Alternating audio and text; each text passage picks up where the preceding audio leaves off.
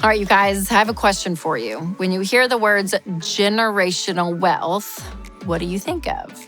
Because some of you might assume generational wealth only has to deal with the royals and the British royal family. And some of you may be really familiar with it. Some of you, again, it's like this distant word out there. But trust me, whether you are single, you're starting a family, you have grandkids, changing your family tree is something that you can and should prioritize. And today I want to talk about why.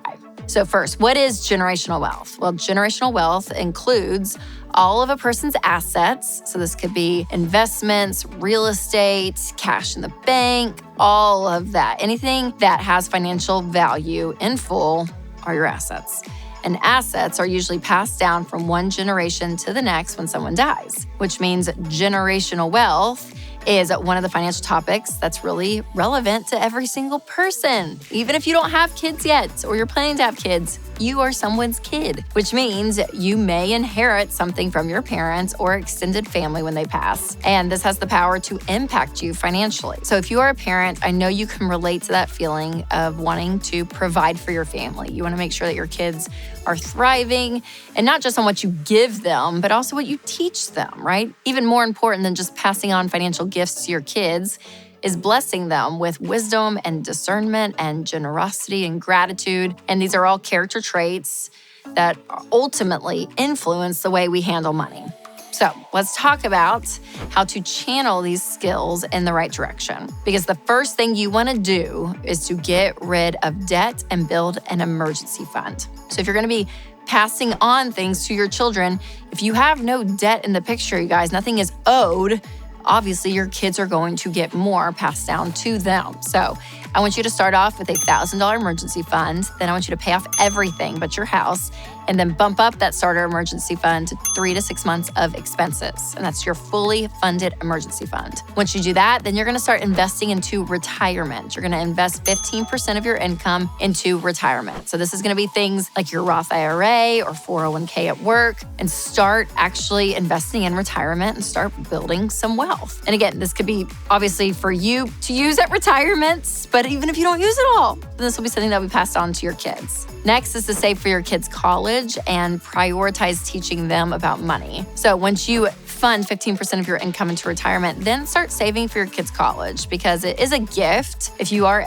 able to help your kids pay for college. It is not a requirement as a parent, so do not hear me say that, but it is a gift. And so we do put it in the 7 baby steps, because if your kids can graduate not having student loan debts, then they are starting off financially on a solid foundation versus in the hole financially. And so that's a gift to get them started on the right track in life. Now, the fourth step toward generational wealth is to pay off your house early. So once you pay off your house, you have a massive asset there. Now, you don't want to put your kids' names on the deed of the house or anything like that. You know, you're going to look into estate planning, which we're going to talk about here in a second. But there are things that you can do with an irrevocable trust and put your kid's name on it and let them be the beneficiaries of the house. And so there's different things that you can do there. Some people can help you with that, but be able to look to say, gosh, if I have this asset of a paid for house, what a gift that is to yourself in the moment, but also for down the line. But remember, generational wealth doesn't stop with your decisions in your lifetime. It's about setting your loved ones up to benefit from your financial legacy later on. And this is the ultimate way to be outrageously generous. Now, before I share more on how to do that, I want to tell you about one of our sponsors, Christian Healthcare Ministries. The new year means we are all looking for ways to trim our budgets. So make sure to check out Christian Healthcare Ministries. CHM isn't health insurance. They're a health cost-sharing ministry, and they've helped hundreds of thousands of families across the country satisfy nearly $10 billion in healthcare costs without sacrificing freedom. So you can join CHM at any time, which means it's always a good time to make the switch. Find out how you can save on healthcare costs at chministries.org/budget.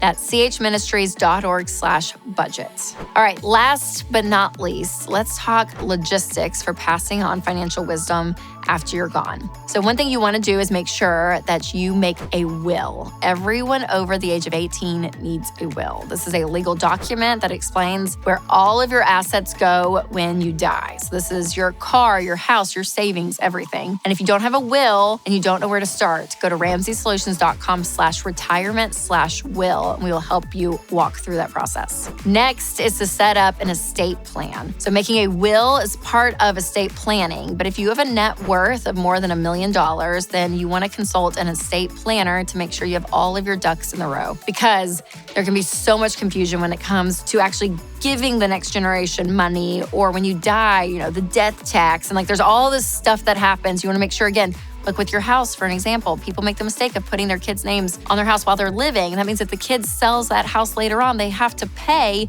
taxes on the growth of that house. So it's very complicated. Again, it can kind of get in the weeds, but having someone that's dedicated to really walk through to make sure you're doing this well is really important. And the third thing you want to do is create a legacy drawer. So it sounds a little cheesy, but it's honestly one of the best gifts you can give your family. This can be just a drawer, a filing cabinet drawer, anything, anywhere in your house that has all of your legal documents that we're talking about here. So this is your will, your estate plans, your financial account information, your funeral instructions, tax returns, account passwords, a copy of your monthly budget even, maybe some, personalized letters that you're going to have of what to do if something were to happen. However you can make that process easier on the front end for your friends and family, it is such a gift, because we don't want to talk about death and all of it. It's really sad. But honestly, if something were to happen, making sure that your family is well taken care of, not just on the financial aspect, but even the details when it comes to your life, is such a gift. So listen, building generational wealth, passing that on, is part of changing your family tree. And you want to make sure your kids have the character to carry it, but you also want to make sure that you're doing things that are going to be passed on generationally, because that is such a gift and such a blessing to your family. But you want to make sure, you do it all in the right way. So make sure to sit down with an investment pro. And I'll leave a link in the description below for you to connect with somebody in your area. And you guys, I would recommend doing this. So make sure to send this video to that Monica Geller friend in your life who always needs a plan. And remember to take control of your money and create a life you love.